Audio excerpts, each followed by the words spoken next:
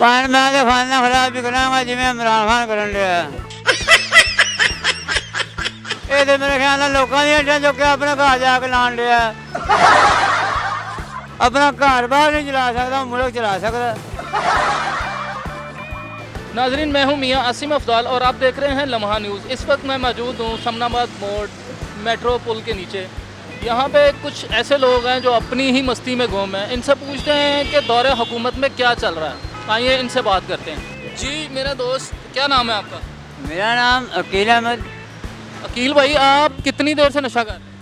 तकरीबन मेरे ख्याल से 10-12 साल हो चुके हैं।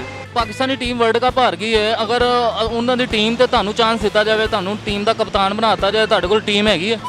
नहीं भाजी, साढ़े को टीम कोई नहीं गई। साढ़े को टीम है ये नशेई है। ਮੈਂ ਕਿਹਾ ਤੁਹਾਨੂੰ ਇੱਕ ਦਿਨ ਵਾਸਤੇ ਵਜ਼ੀਰ ਆਲਾ ਪੰਜਾਬ ਬਣਾਤਾ ਜਾਏ ਤੇ ਕੀ ਕਰੋਗੇ? पर मैं तो खाना खराब भी करांगा जिवें इमरान खान करन दिया। ਇਮਰਾਨ ਖਾਨ ਨੇ ਕੀ ਖਾਣਾ ਖਰਾਬ ਕੀਤਾ, ਜ਼ਰਾ ਦੱਸੋ, ਆਵਾਮ ਨੂੰ ਵੀ ਪਤਾ ਲੱਗੇ। सारा खाना खराब ही हो गया। अब ਇਹਦੇ ਨਹੀਂ ਪਏ ਜਦੋਂ ਦਾ ਨਵਾਜ਼ ਸ਼ਰੀਫ ਗਿਆ ਇਹਨੇ ਕਿਸੇ ਗਲੀ ਦੇ ਵਿੱਚ ਕਿੱਟ ਵੀ ਲਾਈ ਹੋਵੇ। ਇਹ ਤੇ ਮੇਰੇ ਖਿਆਲ ਨਾਲ ਲੋਕਾਂ ਦੀਆਂ ਅੱਡਾਂ ਚੁੱਕ ਕੇ ਆਪਣੇ ਘਰ ਜਾ ਕੇ ਲਾਣ ਲਿਆ। ਇਹਨੇ ਕੀ ਕਰਨਾ ਫਿਰ ਪਾਕਿਸਤਾਨ ਦਾ? ਇਹੋ ਜਿਹੇ ਬੰਦੇ ਨਹੀਂ ਸਾਨੂੰ ਚਾਹੀਦੇ।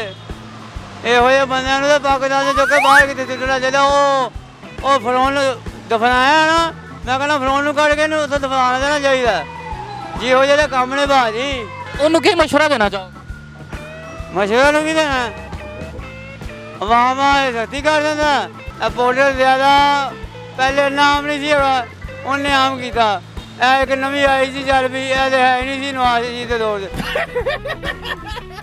ਜੋ ਬੁੱਢਾ ਕੰਮ ਇਹਨੇ ਆ ਕੇ ਭਾਜ ਕੀਤਾ ਜੇ, ਇਹਦੇ ਕੋਲ ਚੰਗਾ ਕੰਮ ਕੋਈ ਨਹੀਂ। ਤੇ ਮੈਨੂੰ ਦੱਸੋ, ਇਮਰਾਨ ਖਾਨ ਨੇ ਜਿਹੜੀਆਂ 2-3 ਸ਼ਾਦੀਆਂ ਕੀਤੀਆਂ, ਤੁਸੀਂ ਉਹਦੇ ਬਾਰੇ ਕੀ ਕਹਿੰਦੇ?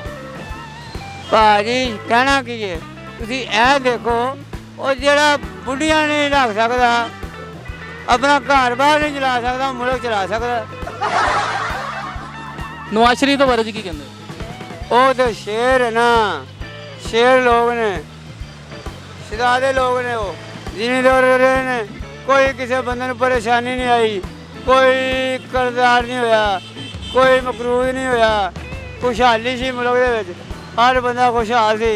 जिदों दा आया हर बंदा परेशान है। अगर आपको वज़ीर आज़म बना दिया जाए तो क्या करोगे? ये नशा वगैरह बंद करूँगा, मंशियात जितनी भी है, ठीक है, जहाँ से भी है, ठीक है, और इनके ट्रीटमेंट वगैरह भी करवाऊँगा, इलाज वगैरह अच्छा, यानी कि माहौल बन जाएगा। ये नशे का नामो निशान ही ख़त्म हो जाए यहाँ से।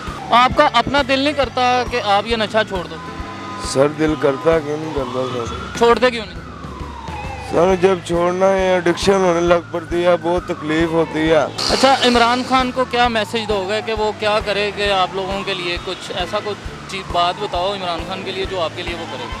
सर मैं तो यही कहूँगा, रिक्वेस्ट उनकी करता हूँ, हम जितने नशे हैं हमारा इलाज करवाएं, ठीक है, ठीक है। हम भी चाहते हैं हम भी अच्छा यानी कि माहौल बने, कोई अच्छी जॉब करें, शादी हो, बच्चे हों, ठीक है।